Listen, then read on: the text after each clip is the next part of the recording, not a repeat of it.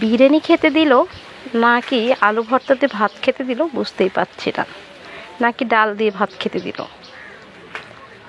একদম ভর্তা ভর্তা বিরিয়ানি, এটাকে কি বিরিয়ানি বলা হয় না খেতে ভালো লাগে বলুন তো? অনেক সময় আমরা ঠিক বিরিয়ানি রান্না করতে গেলে এই জিনিসটাই ফেস করি। বিরিয়ানি রান্না করতে গেলে অর্ধেক হয়তো যাও করে ফেলি, না হলে একদম ভর্তা ভর্তা। পারফেক্ট ঝরঝরে বিরিয়ানি না হলে কি কখনো বিরিয়ানি খেতে ভালো লাগে, না সেটাকে বিরিয়ানি বলা যায়? আসসালামু আলাইকুম, সবাইকে জানাচ্ছি ইএফ কিচেনে আরও একটা নতুন রেসিপির আমন্ত্রণ। আজকে আপনাদের জন্য নিয়ে চলে এসেছি ঝরঝরে পারফেক্ট চিকেন বিরিয়ানি। আজকের এই ভিডিওটা সম্পূর্ণ দেখার পর আপনিও পারবেন আমার মতো পারফেক্ট বিরিয়ানি তৈরি করার জন্য। এই বিরিয়ানিটা যখনই আমার ঘরে তৈরি করি বাচ্চারা কিন্তু লুফে খায়, আর তাদের কাছে এতই ভালো লাগে, সবসময় যতক্ষণ খাবে ততক্ষণই তার প্রশংসা শেষ হবে না। বারবার বলতে থাকবে আজকে আম্মু দারুণ হয়েছে বিরিয়ানিটা। সেরকমই প্রশংসা শুনতে চাইলে সম্পূর্ণ ভিডিওটা দেখে নিন। তাহলে চলে আসলাম আজকের ভিডিওটার মধ্যে সম্পূর্ণ রেসিপিটা আপনাদের সঙ্গে শেয়ার করার জন্য।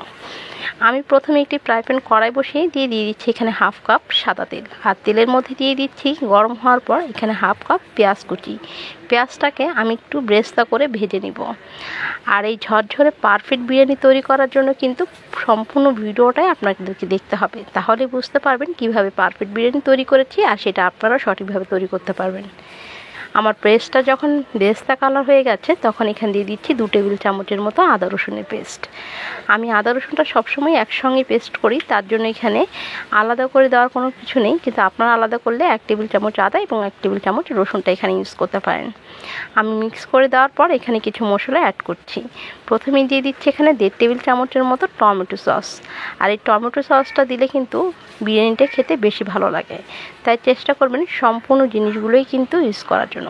আর আজকে আমি আপনাদেরকে প্যাকেট যে মশলা বিরিয়ানিগুলো কিনতে পাওয়া যায় সেটা দিয়েই তৈরি করে দেখাবো। দেখতেই পাচ্ছেন আমি রাঁধুনি বিরিয়ানি মশলার প্যাকেটটা নিয়ে নিয়েছি, সেটা দিয়ে তৈরি করব। দিয়ে দিচ্ছি 1 টেবিল চামচের মতো বাদাম বাটা। এটা কাঠবাদাম বাটা দিয়েছি, আপনারা চাইলে কিন্তু চীনা বাদামটাও দিতে পারেন।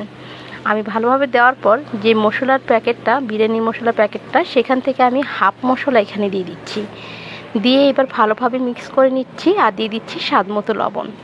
দিয়ে এবার সামান্য পরিমাণ পানি অ্যাড করে দিব। দিয়ে এবার মশলাটাকে কষাবো খুব ভালো করে। আমি যেটার মধ্যে বাদাম বাটা রেখেছিলাম সেটা দিয়েই কিন্তু পানি দিলাম, তার জন্যই কিন্তু দেখতে সাদা লাগছে। এবার ভালোভাবে মিক্স করে দিচ্ছি, আর এইভাবেই একটু অনবরত নাড়াচাড়া করে মশলাটা কিন্তু খুব ভালোভাবে একটু কষিয়ে নিতে হবে। আর এই পর্যায়ে দিয়ে দিচ্ছি 1.5 টেবিল চামচের মতো গুঁড়া দুধ। আপনাদের কাছে যদি গুঁড়া দুধ না থাকে সেক্ষেত্রে কিন্তু আপনারা টক দইটাও ইউজ করতে পারেন। টক দইটা দিলেও কিন্তু অনেক ভালো আসে।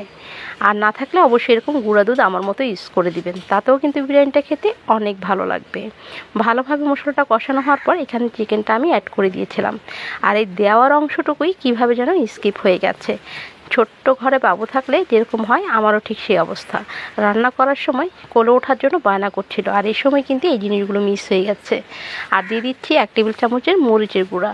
এখানে ঝাল অনুযায়ী আপনারা কতটুকু পছন্দ করেন সেই অনুযায়ী দিয়ে দিবেন। আর বিরিয়ানিতে বেশি ঝাল ভালো লাগে না, তাই সামান্য মরিচের গুঁড়া দিলেই বেশি ভালো হয়। এই মরিচের গুঁড়াটাও মশলা কষানোর সময় দেওয়ার চেষ্টা করবেন, যথাৎ আমি দিতে ভুলে গিয়েছিলাম তাই এখন দিয়ে দিয়েছি। এবার সামান্য পরিমাণ পানি দিয়ে মাংসটাকে একটু কষিয়ে নিব। আর এই কষানোর জন্য একদম বেশি পানি দেওয়ার কোনো প্রয়োজন নেই, খুবই অল্প পানি দিয়ে মাংসটা কষিয়ে নিলে চলবে। এবার ঢাকনা দিয়ে ঢেকে অপেক্ষা করছি, আর মাঝে মাঝে একটু নাড়াচাড়া করে উল্টে পাল্টে নেড়ে দিচ্ছি। এতে নিচে লেগেও যাবে না, আর মাংসটাও খুব ভালোভাবে সেদ্ধ হবে। আর এই মাংসটা সেদ্ধ করার কিন্তু পারফেক্টলি দরকার নেই, 70% বা 80% সেদ্ধ করলেই কিন্তু মাংসটা চলবে। একদম পারফেক্টলি সেদ্ধ করার প্রয়োজন নেই, এই কারণে কারণ আপনি যখন বিরিয়ানিটা রান্না করবেন তখনই কিন্তু পারফেক্টলি সেদ্ধ হয়ে যাবে। তারপর দিয়েছি এখানে 4-5টা কাঁচামরিচ এবং 5টা আলু বোখরা এবং কিছু কিশমিশ দিয়ে এবার ভালোভাবে মাংসটাকে আর কিছুক্ষণ আমি কষিয়ে নেব। এবার ঢাকনা দিয়ে ঢেকে দিচ্ছি। আর এই পর্যায়ে কিন্তু আমার মাংসটা কষানো হয়ে গেছে, এর থেকে বেশি সেদ্ধ করার কোনো প্রয়োজন নেই। এবার মাংসটাকে একটু নাড়াচাড়া করে আমি মাংসটাকে এক সাইডে রেখে দিব। তারপর চলে যাব এখানে বিরিয়ানির যে প্রিপারেশনটা এটা করার জন্য। বিরিয়ানির প্রিপারেশনটা করতে চলে আসলাম, আর এর জন্য একটি হাঁড়ি বসিয়ে দিয়েছি অলরেডি। আর দিয়ে দিচ্ছি আরও হাফ কাপের মতো সাদা তেল। তেলটা একটু গরম হয়ে যাওয়ার পর দিয়ে দিচ্ছি আরও হাফ কাপ পেঁয়াজ কুচি। আর এই পেঁয়াজটা কিন্তু বেরেস্তা কালার করে ভাজার কোনো প্রয়োজন নেই, শুধু হালকা একটু ভেজে নিলেই চলবে, কারণ বেশি ভাজতে গেলে বিরিয়ানি কালারটা এই পর্যায়ে নষ্ট হয়ে যেতে পারে। পেঁয়াজের বেরেস্তার কালারে বিরিয়ানি কালারটা নষ্ট হয়ে যায়, তাই চেষ্টা করবেন এরকম হালকা ভাজা দেওয়া পর্যন্তই। কিছু শুকনো মশলা অ্যাড করছি, সেখানে দিচ্ছি 2টো তেজপাতা, 3টা এলাচ এবং কি 4টা দারচিনি এবং 3টা লবঙ্গ।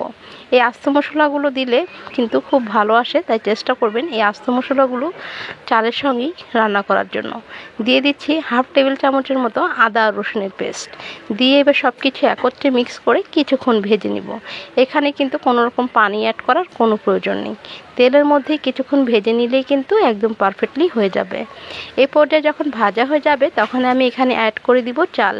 আমি আজকে 1 কেজি চালের বিরিয়ানি রান্না করছি, আর সেজন্য কিন্তু এখানে আমি 1 কেজি চিনি গুঁড়া চাল নিয়ে নিয়েছি। আপনারা চাইলে কিন্তু একই প্রসেসে বাসমতি চালটা দিয়েও রান্না করতে পারেন। আর এইভাবে ভালোভাবে পেঁয়াজ মশলার সঙ্গে মিক্স করে দিয়ে চালটাকে একদম ভালো করে ভাজা ভাজা করতে হবে। চালের মধ্যে যে পানিটা আছে তেমন যেমন শুকিয়ে যাবে, চালটাকে একটু ভাজা ভাজা করে নিলে বিরিয়ানিটা কিন্তু একদম পারফেক্ট ঝরঝরা হবে। এই ঝরঝরা করার জন্য অবশ্যই আপনাকে চালটাকে ভালোভাবে ভেজে নিতে হবে। অলরেডি কিন্তু আমার চালগুলো একদম ঝরঝরে করে ভাজা হয়ে গেছে। এই পর্যায়ে আমি দিয়ে দিচ্ছি পানি। আর পানি এখানে 1 কেজি চালের জন্য আমি এখানে প্রায় 1 কেজির থেকে কিছুটা পানি কম নিয়ে নিয়েছি। 1 কেজির জন্য আপনি এখানে 2 কেজি পানি অ্যাড করবেন, কিন্তু 2 কেজি পানি এখানে পুরোপুরি অ্যাড আমি করব না। আমি এখানে 1/2 কাপের মতো বা 1 কাপের মতো পানি এখানে কম দিব। আর এটা কেন কম দিচ্ছি সেটা আপনাদেরকে আমি পরে বলছি। এবার পানিটা দিয়ে ভালোভাবে মিক্স করে নিচ্ছি। আর পানিটা কিন্তু একদম ফুটন্ত গরম করে নিয়েছি, তাতেও কিন্তু বিরিয়ানিটা একদম পারফেক্ট ঝরঝরে হতে সাহায্য করবে। দিয়ে দিচ্ছি স্বাদ মতো লবণ, কারণ বিরিয়ানির যে লবণটা সেটা কিন্তু আমি অ্যাড করিনি, তাই এখন অ্যাড করে দিলাম। এবার দিয়ে ভালোভাবে মিক্স করে নিচ্ছি। আমি 1 কেজি চালের জন্য কিন্তু 1 কেজি মাংসই নিয়েছি। এটার পরিমাপ আপনাদেরকে বলতে ভুলে গিয়েছিলাম, তাই এখন বলে দিচ্ছি। এখন ভালোভাবে দেখুন চালটা কিন্তু পানিটা অনেকটাই টেনে নিয়েছে। আর এই পর্যায়ে আমি এখানে অ্যাড করে দিব যে চিকেনটাকে আমি রান্না করে নিয়েছিলাম সেটাই। আর এই যে আমি বললাম যে আমি 1 কাপের মতো পানি কম দিয়েছি এখানে, সেটা কেন দিয়েছি সেটা আপনাদেরকে বলছি। এই যে চিকেনটা রান্না করলাম, চিকেনের মধ্যে যে ঝোলটা আছে সেটাও কিন্তু অনেকটা পানি পানি, তাই এটুকু কাজে লাগবে চালটা ফুটতে, তাই একটু পানিটা কম দিলে এটা কিন্তু পারফেক্টলি সমানভাবেই কিন্তু অ্যাড হয়ে যাবে। তার জন্যই কিন্তু এখানে আমি 1 কাপের মতো পানি কম দিয়েছি। এবার মাংসটা দিয়ে ভালোভাবে মিক্স করে আমি ঢাকনা দিয়ে ঢেকে দিব কিছুক্ষণের জন্য। আর এই সময় কিন্তু চুলার জালটা একদম লো আঁচে দিয়ে দিব। আর এই যে চুলার জালের ঢাকনাটা দেখছেন, এই ঢাকনাটার যে ছিদ্রটা সেটা অবশ্যই আপনাকে এভাবে বন্ধ করে দিতে হবে, তাহলে দমে খুব সুন্দরভাবে আপনার বিরিয়ানিটা পারফেক্টলি ফুটে যাবে। 10 মিনিট পর ফিরে আসলাম। অলরেডি দেখতেই পাচ্ছেন পানিটা কিন্তু একদম টেনে গেছে, আর যেটুকু পানি আছে সেটুকু দিয়েও কিন্তু চালটা ফুটতে ফুটতে চলে যাবে।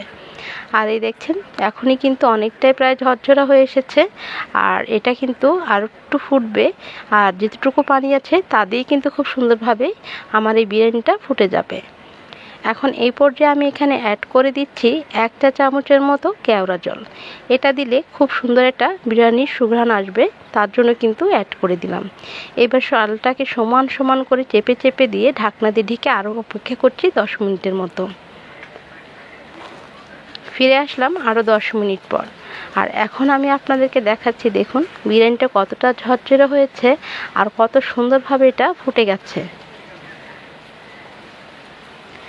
আমার নাড়ার অবস্থায় কিন্তু আপনারা বুঝতে পারছেন যে আমার বিরিয়ানিটা আসলে কতটা ঝরঝরে এবং পারফেক্টলি হয়েছে। আর চালটাও কিন্তু একদম ফুটে গেছে, তাই এখন কিন্তু চালটা আর কাঁচা নেই বা ফুটে না যাওয়ার ভয় নেই। এখন এইভাবে আমি আরও কিছুক্ষণ ঢাকনা দিয়ে 5 মিনিটের মতো রেখে দিব। তার আগে অ্যাড করে দিচ্ছি এখানে 1 টেবিল চামচের মতো ঘি। আর এই বিরিয়ানিতে ঘিয়ের ফ্লেভারটা কিন্তু খুব ভালো লাগে, তাই চেষ্টা করবেন অবশ্যই দেওয়ার জন্য। আমি আবারও ঢাকনা দিয়ে ঢেকে 5 মিনিট পর ফিরে আসছি।